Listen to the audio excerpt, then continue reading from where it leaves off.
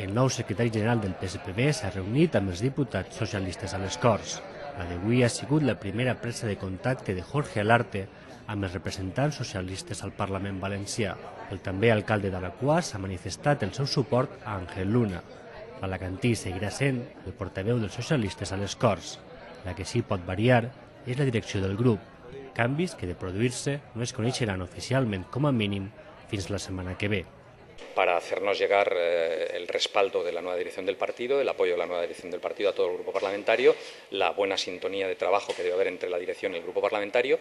No va a ser la última, ni mucho menos, van a ser muy frecuentes las reuniones de la dirección, no solamente del secretario general, sino de toda la dirección con el grupo parlamentario, según nos ha indicado, y yo creo que iniciamos una etapa de colaboración estrecha. El secretario general ha dado cuenta al grupo que la ejecutiva había apoyado su propuesta que yo siguiera siendo síndic, pero que el resto de la dirección de grupo deberá discutirlo con la comisión ejecutiva y hacer una propuesta al grupo que deberá votarla, como hacemos nosotros estas cosas, en urna y con voto secreto.